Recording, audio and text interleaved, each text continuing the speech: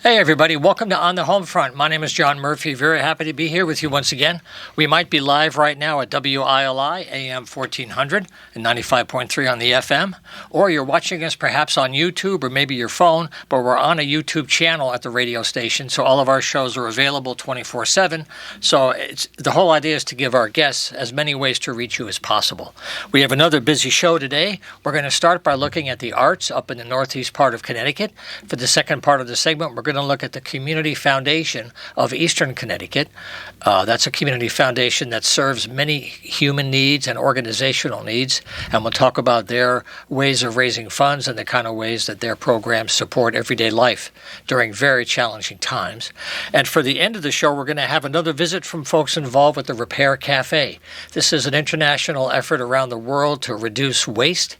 It's about taking things around the house that you might throw out, bringing them to a repair cafe where an army of volunteers are waiting there to repair them for free. It's a great concept. They've been doing it for years here in Willimantic at the First Congregational Church, and that's coming up this Saturday, the 14th, from 10 to 2. So we're going to have Virginia and I think Rita on later in the show today. So right now I'm very happy to have Eric Davidson back in the program today. He's the Executive Director at the Luce Center for the Arts at Woodstock Academy. So first of all, welcome back to the house, Eric. Thanks, John, for having me. You bet. So maybe for folks that are still learning, the center's been there for so long, and now you have the Luce Center for the Arts. Can you talk about this new effort to bring new music performances for a larger public audience? Yeah, absolutely. So in 2017, Woodstock Academy purchased the old Hyde School's Woodstock campus and expanded its program and offering, and also kind of came up with this plan to take the space that was built by Amherst College back to its original intention of bringing arts of professional level to this area so that they don't have to drive to Hartford, Boston, Providence. That's right. So we're in 2019, we gutted the space, rebuilt it, put in top-of-the-line everything, and started bringing those arts to the area, still building our audience, obviously, but absolutely. Overall, things are going great. Well, I had heard about the Luce Center, and I thought, wow, this is a new place to go. And then the magic Murphy's Law came along called COVID. And after all that preparation work, along with all the arts venues, they had to deal with this new reality. So could you describe how you adapted and what changes you made to get ready to come back? Sure. So we spent a lot of time working out kinks internally. We did fake events, just practicing inside to make sure that everything worked as expected.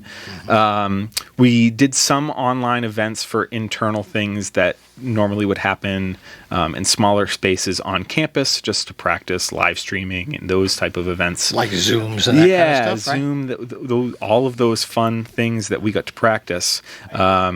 We got to go forward and really make sure that we had everything set up correctly. Right. And then as COVID times not necessarily cleared up, but allowed us to start bringing public programming forward, things went seamlessly.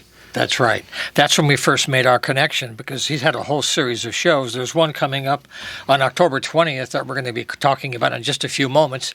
And one of the lead vocalists in Eagle Mania just joined us on the phone. So right now we have an event coming up. Eric, you want to put on your Captain Video? This is a Captain Video space helmet here, so we can hear Constantine on the phone.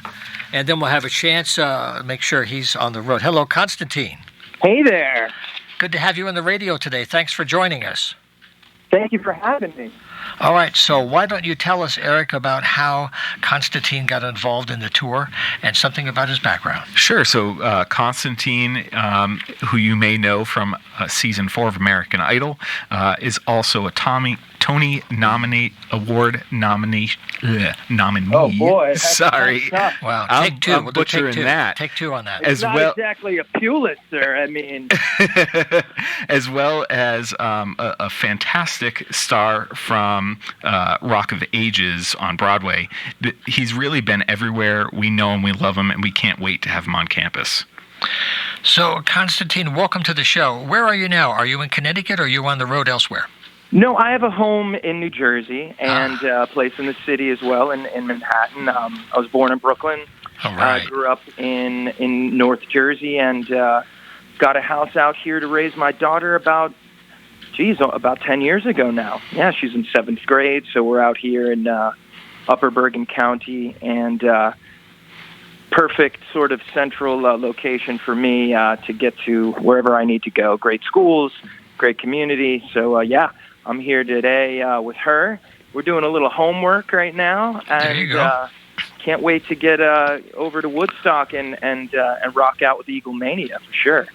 Well, it's nice to hear artists who are finding a way to balance life in a more healthy way between their art and the business of the art, and then a private, personal, family life. And that's a hell of a job, isn't it? That's a full-time job to keep it at bay. But it is. right? It is. And, it hasn't always been easy, Right. being in the public eye and some things that we've overcome, certainly as a family. But her mother and I are so proud of Milena, and we co-parent, and we have a very healthy dynamic. It wasn't always easy, but we met on Broadway, actually. And but we're so proud of her. She's doing such great things, and she is an athlete and a scholar. So we're actually going to put a little audition on tape tonight for her for this commercial, but she doesn't normally do much of that. Sometimes they call, sometimes we take a look. If it makes sense, sure, we'll go for it. But she's not as passionate. I know. He said, you're right. You're starting them young, man. Look out. No, man. She, believe me, it's not her first priority. But if the cool opportunity comes up, we take a look for sure. So in case you've joined us now, we're talking about a concert coming up at the Luce Center for the Arts at Woodstock Academy. It's October 20th at 7 o'clock, and the website has a lot of information about the center and all the events throughout the year. It's just theluce.org. That's LOOS, theluce.org. Constantine, could you give us a little preview of what you put together for the whole, because that's a lot of material to cover in a couple of hours. So what it kind really of frame? is. The boys have had this amazing celebration of the Eagles catalog for well over a decade. They've been dominating. They tour, they play hundreds of shows, and they are the preeminent experience outside of the Eagles there is. Eagle Mania, 7 guys, everyone plays and sings perfect harmonies. We celebrate the catalog. I'm sitting in with them for the next few weeks. We have the same agent. It just worked out. I just finished up a show in New York that's working on a Broadway transfer for next year. I was available. They had a singer retire. It all works out. Ron Negro and I, who's a Connecticut resident, go way back to the Rock of Ages days. So it's a lot of fun. It's obviously the soundscape of my youth, growing up with, I know it's corny, but the Eagles' greatest hits. I think Sure. I ordered that on Columbia Music, for a penny, and then my dad yelled and screamed, when records just kept coming home and stuff. But that was one of my first records, and, just fell in love with the balance of, Glenn Frey's voice with Don Henley and all the harmonies and the great storytelling. So it's just Americana. I just saw them at MSG as well, the Eagles, the surviving members. And so to celebrate this catalog, and I obviously have a very different voice, so I bring my own, vibe to the thing. And Sure. we're having a lot of fun. I mean, we're selling out shows, and it's been awesome. Well, Eric, give us an idea now, since you've gotten the place going now. How have the previous shows been? Because you've touched on some heavy-hitting bands over the last year or so. We have. So what's the kind of recent history of this? We've been really fortunate to have a great following from the community. People are interested in the shows that we're doing, and we're, in our minds, selling out. So we seat about 1,000, and comfortable for the audience is about 930, and we've been there for most of the previous shows, which is really, really exciting. It gives a chance to bring the community together, get some fun arts and a fun night out, really just in everyone's backyard. You're not driving out to Hartford, you're not driving to Providence, to Boston, to Worcester, to New experience. Haven, whatnot. Right. I mean, it's an affordable ticket, isn't it, Bud? I mean, when you think about what you get, with these shows, that's a pretty affordable ticket, and you could still do dinner if you need to park, and it's not like you're spending hundreds and hundreds of dollars. It's pretty great. Yeah, and so tickets for this show start at $29. It's free parking at the venue, cheap beer and wine while you're there. Let's just say inexpensive. Yes, inexpensive. Affordable. Careful, affordable. You don't know cheap wine and beer until you grew up with my dad in the house. He used to have, he was a frugal Greek, and yeah. Was he a Ballantine guy with the 3 rings to Ballantine with the green bottles? That was exactly it. And he would drink that. That was they drank that room temperature. Yeah. They would put that. It was nasty. Well, and they would put they would put ice cubes in it, and maybe even like a slice of orange. It was almost like they were making like a room temperature sangria, but with a little ice, or lemon. And yeah, the cheap like Olympia beer and stuff. But now that all the cheap beer is like the hipster beer, they love the cheap stuff, And it's funny how that works. It's a cycle. It's a cycle. For sure. That's why good music is forever. And there are certain bands that are dedicated to an artist or a theme, and maybe they're a swing band and they do swing. But people like that tradition, and it's a way to keep it alive. For sure, and that's the cool thing about the Eagles. I mean, obviously, just they're all-time greats, but their songs are oh, that's the Eagles when it comes on. But they do cover so many styles. They have some really rockin' Joe Walsh stuff. They have the Don Henley, ballads that will break your heart. They have a bit more of those up-tempo ones that Glenn would sing, and I mean, they really covered a bunch of styles within their Eagles styles, so it's a lot of fun. I sing about 90% of the songs, but some of the other guys sing some of the leads, and we're doing like 5-part harmonies, and it's a lot of fun. But for a little bit more information, you go to eaglemaniabands.com. You can go to my website, ConstantineMaroulis.com. I'm putting out a bunch of original material these days as well. Basically a new song every other month. So we put out Daydream and Comeback these last couple of months, and then we're setting up my new song Pieces that'll be out likely in November. So you've had good luck integrating the new media with your work at the scale you want. It's affordable, you can control it, and you feel that it's very efficient as a new tool for you? I think coming out of the shutdowns, everyone struggled somewhat, kind of figuring it out, but we pivoted, some over the that time, and a lot of reflection. I wrote a record. I put out a record independently on the label Noble Steed, and they have some great artists there. My last record, Until I'm Wanted, did well. We got some radio play with my single All About You, and we played some shows, and I was teaching some and whatnot, but I was all the while developing this musical that I just ran off-Broadway the last 14 weeks or so called Rock and Roll Man, which is about Alan Freed. Oh, wow. And you as a radio man would know who that probably is. He's the pioneer of, essentially rock and roll. One of the godfathers. Yes, sir. Playing black music on the radio, on popular radio during segregation, and he was quite a disruptor. Oh, yeah. So we're excited about bringing that show back to a bigger New York audience next year on Broadway, but we got great reviews, and so I'm always doing stuff, and this opportunity with Eagle Mania has been just lovely. And who knows, I'm set to do a limited amount of shows with them, but they know where to find me, and it's been a pleasure to play with them for sure. Well, you really touched me when you talked about the Alan Freed project, because he's one of my heroes. And what I'll do, if it's okay, is I'll talk to Eric off the air later to get your number, and let's do something on the radio about Alan Freed sometime before that show, because he's a hero, and his story has kind of been lost, or it's been kind of undertold. That's what our hope with the show is. He's one of these figures that has been forgotten, and history sort of rewrote itself.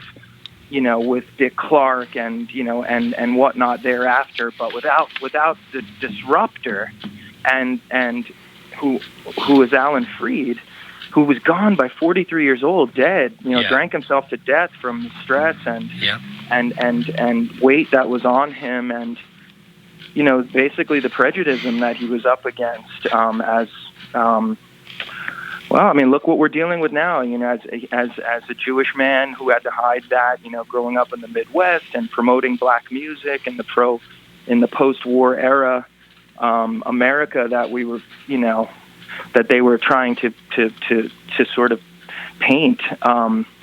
They came after him. They made him a target show. So it's been a pleasure to be a part of that show. So we'll see. Yeah, no doubt. You can holler at me and we'll put together a little something, especially when we get a little closer to next year. Okay. We'll find the right time for that. But I, appreciate your effort to tell his story, and we'll be in touch. Thank you very much. And I wish you good luck at the 20th with Eagle Mania, okay? Thanks so much for calling in, Constantine.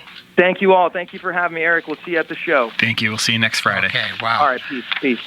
Incredible, huh? What a story. Sometimes still waters run deep. The whole Alan Freed thing just knocked me out. But there's one more thing I want to have Eric cover. There's a special thing that connects to Veterans Day that he wants to share with you. So I want to make sure we talk about that before we say goodbye. Yeah, on November 16th, the week after Veterans Day, we have The American Soldier, which is a one-man show covering 14 stories of veterans and active duty service members, their families, and stories using verbatim language, covering, basically stories from the Revolution to recent wars, including Iraq, Afghanistan. The show really encompasses a celebration of the bravery that our veterans have given in sacrifices for our country. And as part of this, Performing Arts of Northeast Connecticut and the Putnam Area Foundation have heavily sponsored the show to be able to bring it to the area. And as such, we're able to do 2 free tickets for all veterans and active duty service members on theloos.org. That's great. Theloos.org, LOOS. And the power of a one-person show of any type of story is it's all humanized. Absolutely. And you can visualize everything through that one story as it changes. So that's really powerful stuff. Yeah, we're excited about it. And then we have some more good shows coming too. In December, we have Ocean State Pops Orchestra coming back for the 3rd time. That is always a hit.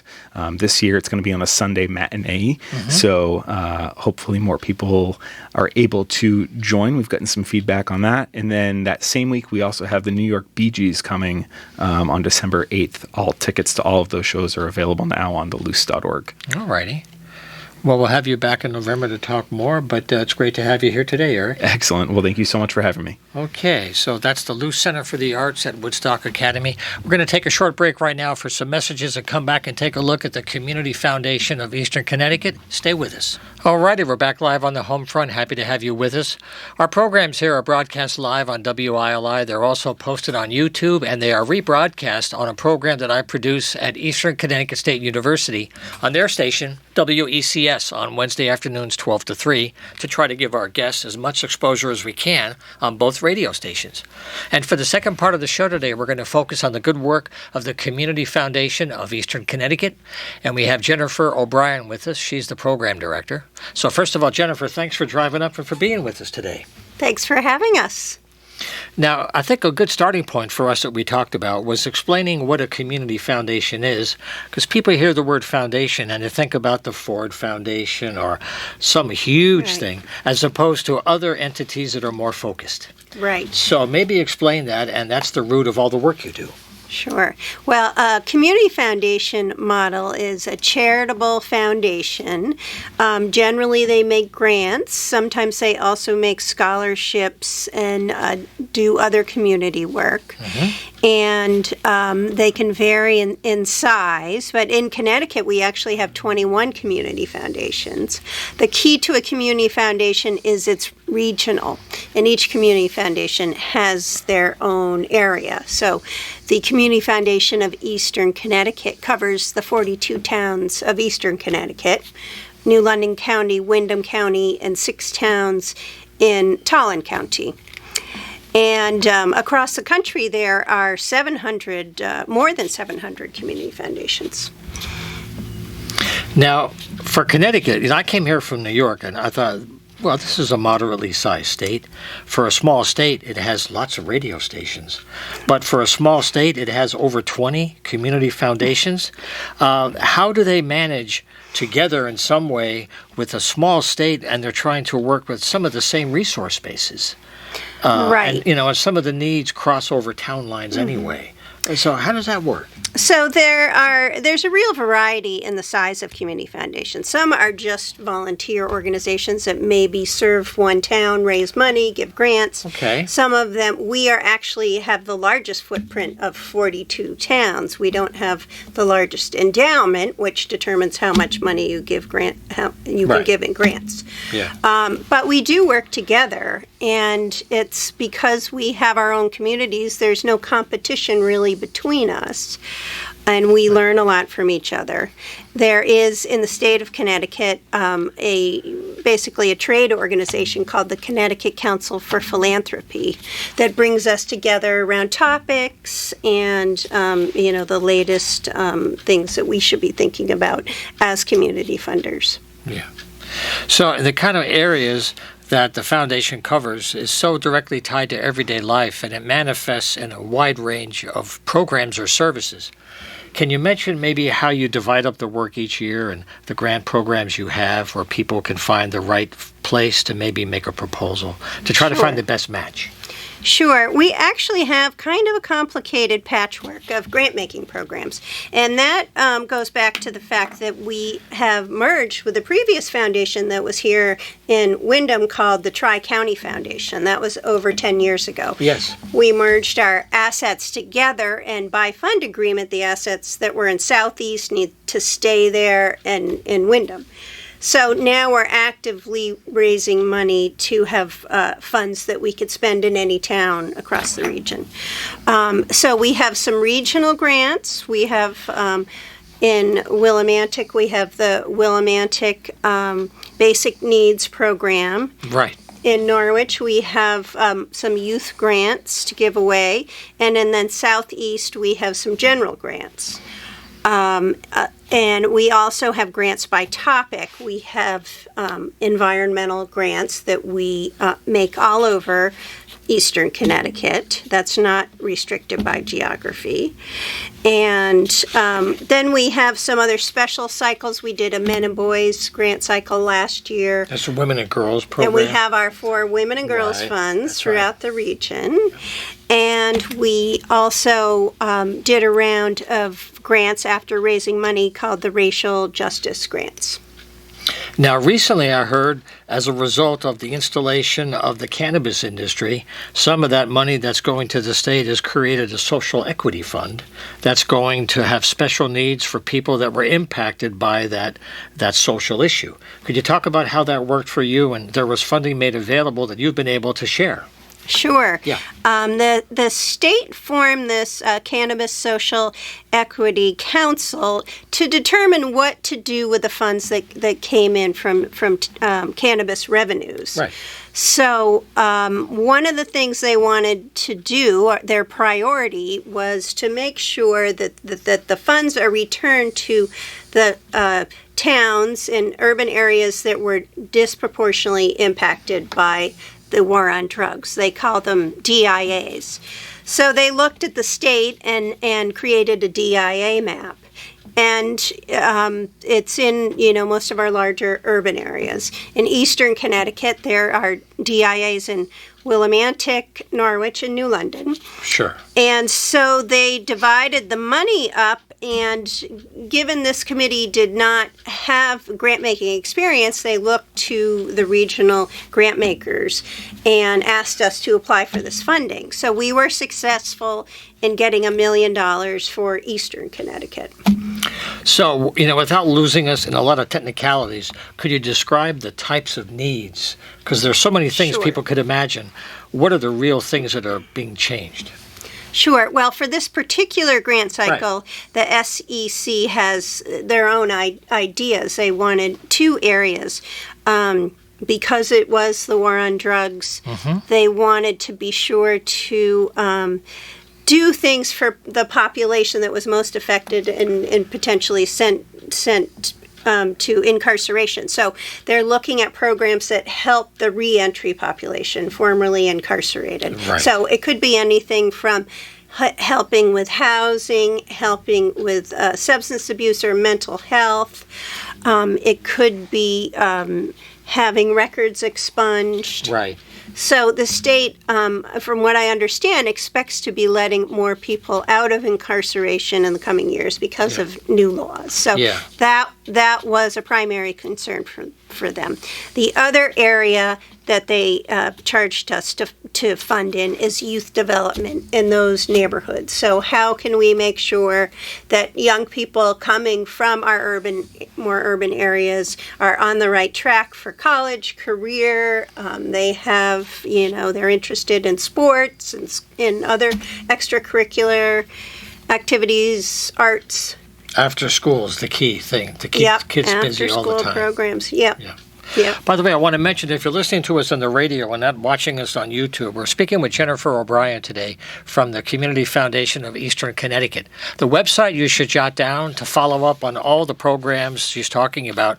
You can find out how to apply and if you qualify is cfect.org. So www.cfect.org, and it's a great program with lots of options there. Now, you had mentioned, too, you wanted to mention scholarships. Right. That in addition to services for people in need, the educational functions also. Right. We gave away about $1 million this year in scholarship awards to students from all over the state. All over the Eastern Connecticut. Some of our scholarships are very specific because they have been endowed by a donor with a specific need, either geographic or an area of study, and then some we have an unrestricted pool. So what we look for in a scholarship applicant is not always the best and the brightest, but young people with promise and financial need. And there's an emphasis on finding students who are the first generation in their family to attend college. So that has been a very rewarding part of our work. We get applications, we hear great stories, we read great essays from these young people. And that's life work. It is. Yeah. So many people have to really patch together different funding sources to make it to college, especially these days. Costs are so high. They are. And the thing is, it's so beautiful. I've had so many artists and educators on the show over the years.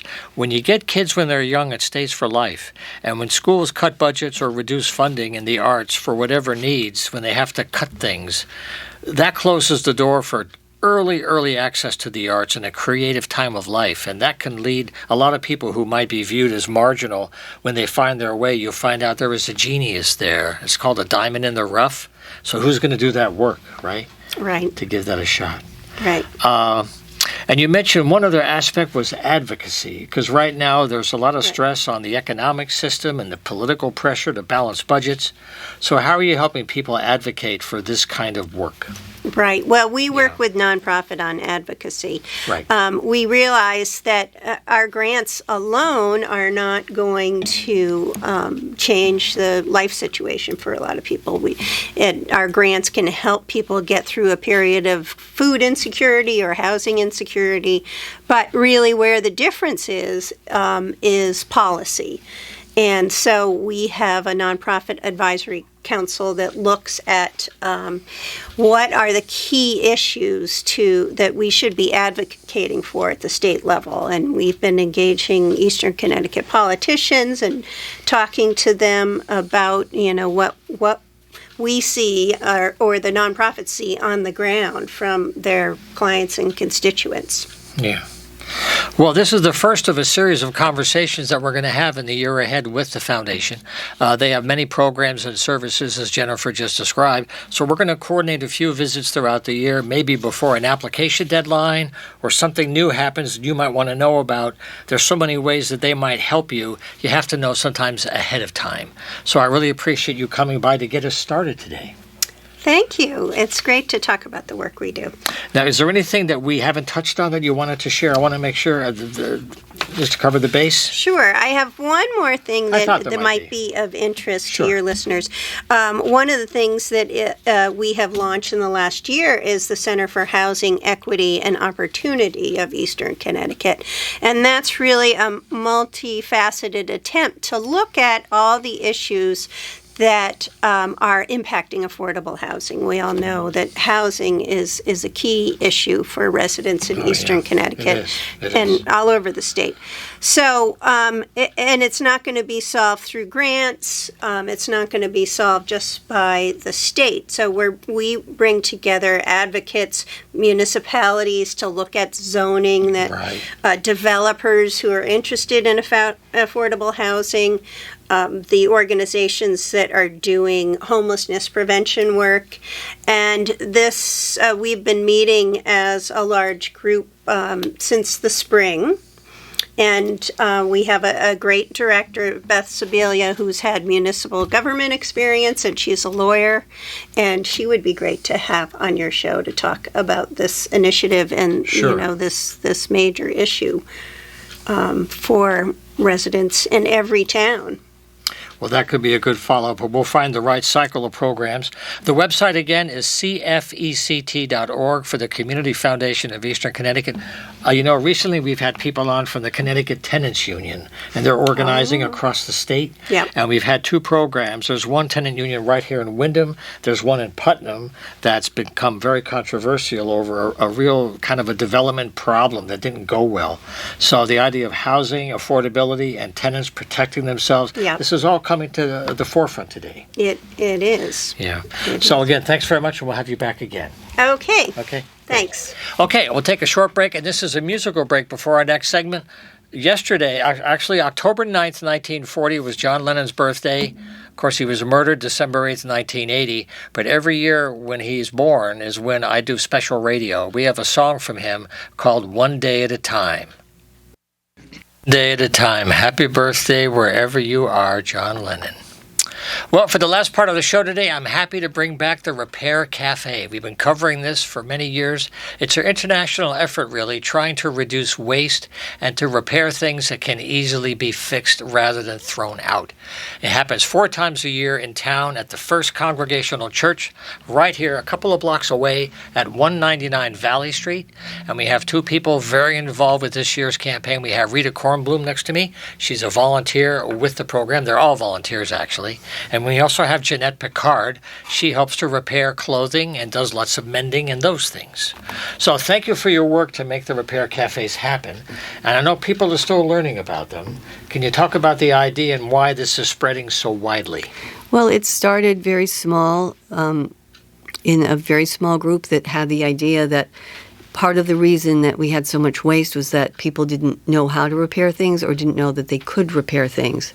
So it started from one repair cafe and then grew almost exponentially from that. And ours has been a pretty steady group over these last few years, and it has expanded in some ways. We have more seamstresses. We've added some different items that we do.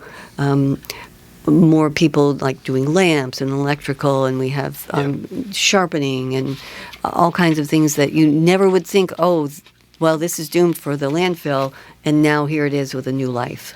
That's right. Absolutely. And it really varies from time to time.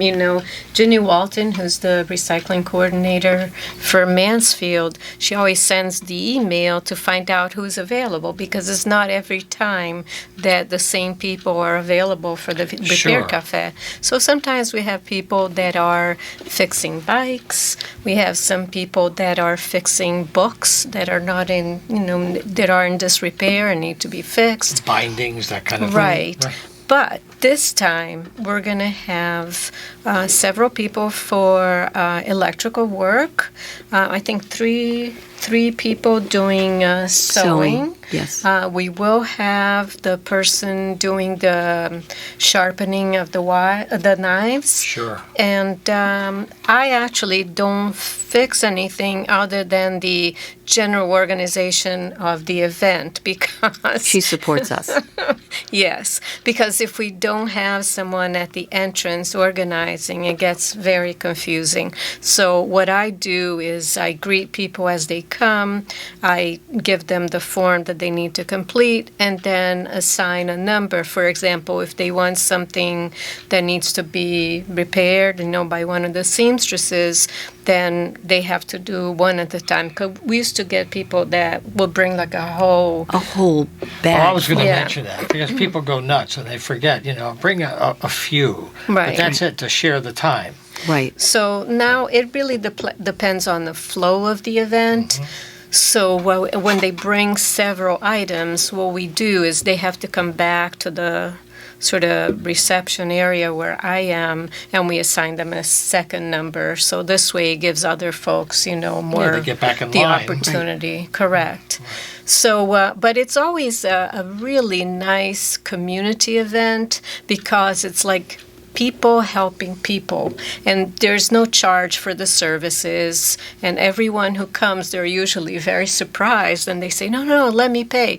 No, we don't take any money for the repairs, Although we do have a little donation We can. do have a little donation jar that It's very pays. low key, and some Yes. people will donate to things. Yeah. Yes, it's but if not they the whole can't, thing. that's Doesn't not matter. the purpose. Right. The purpose is to support people in reusing in a continued way, and also hopefully to give some people some skills. There's a young woman who is an elementary school classmate of my son, who's now 28, who comes almost every repair cafe and brings. Now it's becoming more and more challenging things. The first time she came, it was very simple items that a straight seam to mend a hole in a pair of pants. So I've taught her how to do a lot of these things. And Nice. so now she's bringing things that she can't do, and she's starting to test my skills a little Excellent. bit. That's a life skill, though. Yes, isn't it? yes. Yeah. I was there one time several years ago, and somebody had repaired an old Hoover vacuum cleaner.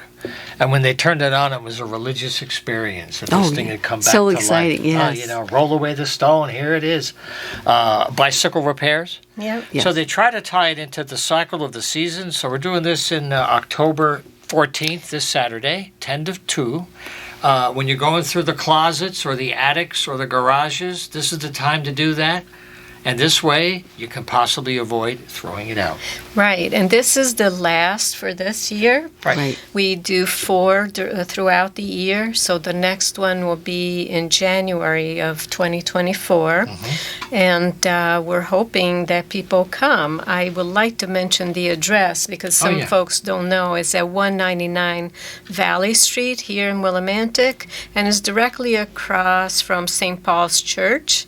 And we use a large room of the church on Walnut. Right? Yeah. Yeah, it's called the Arnold Auditorium. Right. It's just the upstairs part. Right. And another landmark, if you're having trouble finding where we are, is we're right across the street from the side entrance of Willard's, Right. which can be very convenient if you need certain materials to get your item repaired. Right, which is a very good point because the folks that repair, they don't necessarily have any pieces that you need. So then they will let you know what is needed. They send you directly across the street.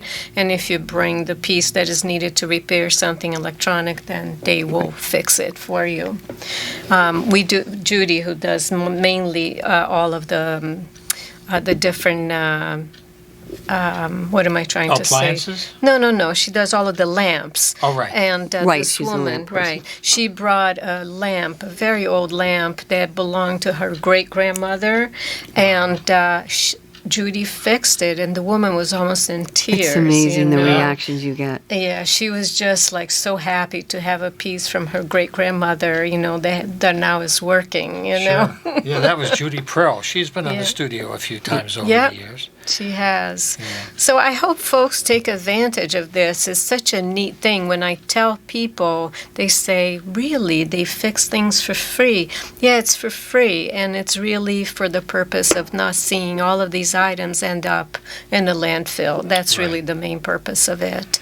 But it's a nice community event, and people hang around, and it's just, I always feel so great after the repair cafe. I know. It's really, even for us, even as we're, hunched over the sewing machine, it's just really uplifting. Yeah. And you make connections with people.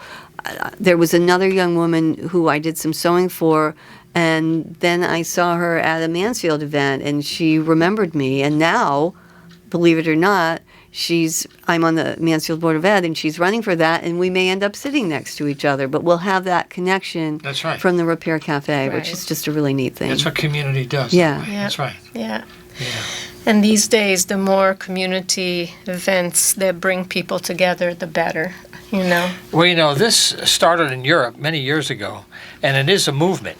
And I just wondered, I forgot to ask you beforehand, are there other repair cafes in Connecticut? Yes. Can you talk about where other dots on the map are? I actually don't know where the Connecticut ones are, but I know that there are ones that are very close by in Massachusetts. Okay. My husband and I took a little field trip one weekend to visit one of the repair cafes that had been in existence for longer than ours, just to see the way they did things. And it's very interesting that we all have our own way of doing it, because it's not, something that's set in stone, but it all works so nicely. And one thing that they showed us was really getting the community involved and younger kids involved. So that was a really neat thing to see. Absolutely. Yeah. I think there is one in southern Connecticut. I don't know exactly the town. People could search on Repair Cafe, probably. Yeah, and then it'll pop up. And the other thing is contacting Virginia Walton, who's the coordinator for all of this, at 860-429-3333. She's like an encyclopedia of information, and she'll be able to tell folks. I know that the other folks in southern Connecticut did come to visit the Willimantic Repair Cafe and also asked for a lot of guidance until they started their own. So. Yeah, they didn't want to reinvent the wheel. Right. So that's how people help each other in different areas. Yeah, by the way, Virginia Walton is the recycling coordinator for the town. She's been here many times, doing a lot of work with recycling. And also, you're part of the Solid Waste Advisory Committee. Yes. Now, that's a real sexy powerhouse of a position, I got to tell you that. I always say, we talk trash. You talk trash.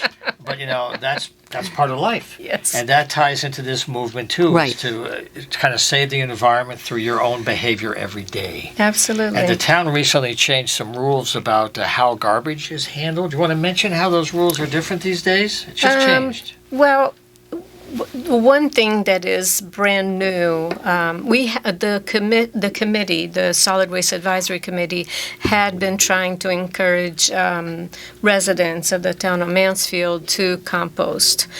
We had some, small interest in it, but now Casella, who's the organization, the firm that actually picks up our garbage, they're going to offer. It's a little machine. It's not really a composter, but is a dehydrator. And for people that live in areas where they can't really have a big compost pile in the back. Right. So, like folks that live in apartments but will still like to do some degree of composting, they can rent this machine, and they just started this. Right. So, people that may be interested should call Casella directly, because the Solid Waste Advisory Committee does not have anything with it, but Casella will be the organization that could give them the prices and everything. And there's also another organization called Blue Earth that will be picking up the composting at people's driveways if they're interested. Of course, there is a monthly fee, but there is the potential of generating interest for those that really cannot or would not like to have a compost pile in their backyards. Right. So they would come, I think, once a week or every other week and pick up the compost, that people have, and then they bring it to a larger facility to process and everything. Yeah. So these are the newer things things that are going on through the Solid Waste Advisory Committee. And these are the small pockets of change that are quiet, and they're small and local, but they work out problems, they prevent problems, they give citizens a chance to learn more about government and how the things that we do affect our environment, our water, our health. And so being more mindful is part of it, to educate people through these events. And the Repair Cafe is just one way to bring it all home. So anyway, they have a Facebook page too. If you're a Facebooker, just go to Facebook at repaircafe.willimantic. Or just go to Facebook and put that in, Repair Cafe Willimantic. They have a lot of images there. Or just contact Ginny at 429-3333. And again, that's this Saturday, October 14, First Congregational Church, 199 Valley Street, literally a few blocks from here, in beautiful downtown, romantic Willimantic. Yeah. And thank you for all the work you do to make the day work, and for being here today to share the story. I wish you a good turnout, and we'll have you back during the holidays to keep it going for the wintertime. Absolutely. Right, thank you. Thank you. All righty. Okay, so that's how time flies on this program. I'm very glad you shared some of your time with us. We'll see you next week for another edition. If you want to get involved, just use the email john@humanartsmedia.com, and we'll have you here before you know it. Thanks a lot. Take care.